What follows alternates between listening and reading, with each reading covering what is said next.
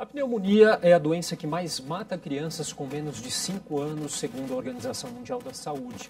O quanto antes ela for identificada, mais rápida será a recuperação. Porém, os seus sintomas são muitas vezes ignorados. Bom, para falar sobre esse assunto, eu recebo agora o pneumologista pediátrico Tiago Caldi de Carvalho, membro da Sociedade Brasileira de Pneumologia e Tisiologia. Olá, doutor Tiago, tudo bem? Olá, tudo bem? Boa tarde. Tudo jóia. Bom, vamos lá. Por que as crianças, então, especialmente as menores de 5 anos, são aí as maiores vítimas da pneumonia? Então, existem vários fatores, né? A gente tem que levar em consideração que a questão das aglomerações, né, onde as crianças ficam, então escolas e tal, então é muito fácil de propagar as doenças infecciosas. Tem a questão do calendário vacinal, às vezes o calendário não está completo. A parte imunológica que está em desenvolvimento, então esse é um outro fator importante que ainda está em construção, então isso também serve como um facilitador, né, desse tipo de infecção. Quais que são aí, então, os principais sintomas? Então isso é importante, porque não existe um sintoma que você olha você chega ao diagnóstico de pneumonia. É muito variável, mas eu destaco, por exemplo, a questão da febre, mas não é obrigatório. A tosse pode ser desde seca ou produtiva. Tem a questão inapetência, a criança não quer comer, fica bem largadinha. Às vezes tem queixa como uma dor abdominal e às vezes é uma pneumonia, uma base do pulmão. Então tem vários sintomas, mas o que eu destaco, juntando aqui, é a questão do desconforto para respirar. Então, a mãe fica atenta, que a respiração fica um pouquinho mais ofegante e tal.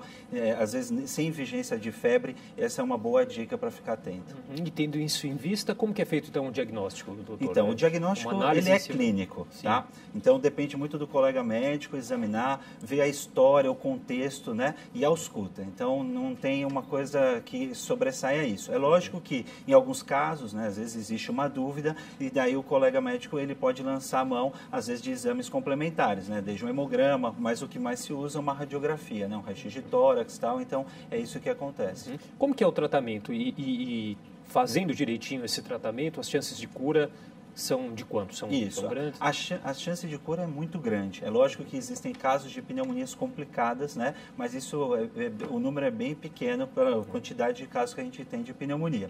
Agora, o tratamento em si depende da etiologia. Se você pensar no caso bacteriano, é lógico que tem um antibiótico. Então, o que eu sempre destaco é o tratamento correto, né? Você concluir, porque às vezes os pais interrompem, que a criança fica ótima depois de 2, 3 dias. Então, é importante concluir todo o tratamento. E sempre ter contato com o pediatra para qualquer coisa diferente nesse meio do caminho possa ser modificado e com certeza seguindo isso a chance é muito grande mesmo de evoluir bem e sem nenhuma sequela. Agora, a transmissão da doença é via respiratória? Depende da etiologia, tá? Se você pensar em vírus, porque existe pneumonia viral, é muito mais fácil por gotículas e tal, então é mais fácil nesse sentido às vezes do que até uma bactéria. Então, é lógico, local fechado, então questão de shopping, né? Essas coisas, festinha de criança, normalmente a transmissão é muito maior. Então, tem que tomar um cuidado em relação a isso. Então, higienizar bem as mãos, isso é super essencial. E há uma época do ano em que a doença... Existia antes essa questão da divisão. Hoje em dia, né, você vê que agora está tendo surtos de gripe na cidade, né? Então, você nota que já não funciona tão bem. É lógico que tem épocas de outono e inverno, você destaca um pouco mais esse tipo de doença infecciosa. Mas a gente tem que ter uma vigilância, porque toda época do ano a gente pode ficar de frente a isso, a esse diagnóstico. E assim como as crianças aí, as menores de 5 anos, os idosos também requerem aí um tratamento especial? Tem.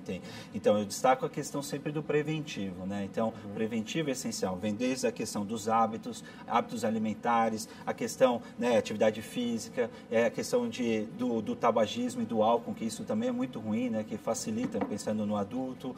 A imunização, existe a vacina para o adulto, isso também é essencial. As consultas de uma certa frequência, então o adulto, o idoso, a questão da consulta com o geriatra, isso é importante, né? E o SUS está preparado para tratar essa doença? Super preparado.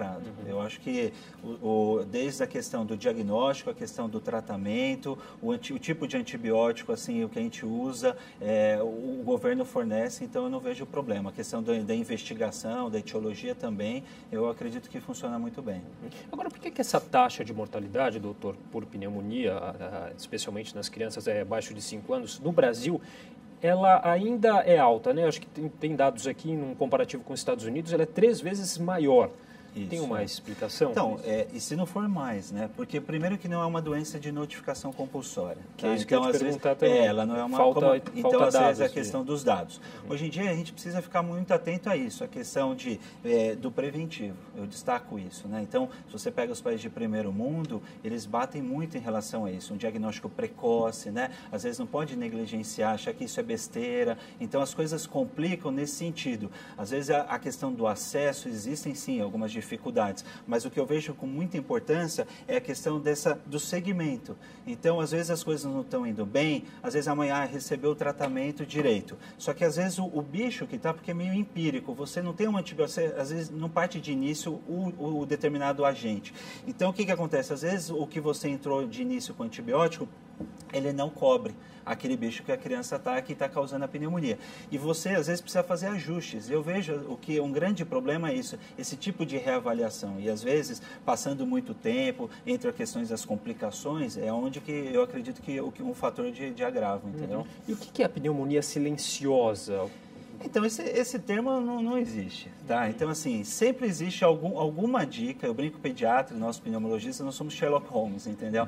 Então, sempre algum indício vai ser apresentado. Então, silenciosa, não tem nada, isso não tem sentido. Às vezes é lógico, você vê a criança meio caída, né, inapetente, isso já é um sinal e que necessita investigar. Mãe sabe quando seu filho, né, tem alguma coisa diferente, né? A informação aí é um ponto-chave, doutor, para ajudar nessa questão da doença, da prevenção? Não, eu acredito. Já começa por esse tipo de momento que a gente está aqui falando, né, e levando para o público esse tipo de informação. Então, eu acredito que essa questão de divulgação, mostrar quais são os sinais de alerta, eu acho que isso é importante à população. A questão do acesso, né, saneamento, o acesso, né, a questão das imunizações, eu acho que isso é importante a gente ficar de olho, né, e informar. Tá certo. Conversei aqui, então, com o Dr. Tiago Caldi de Carvalho, que é membro da Sociedade Brasileira de Pneumologia e Fisiologia. Doutor, obrigado pela participação. Eu que agradeço.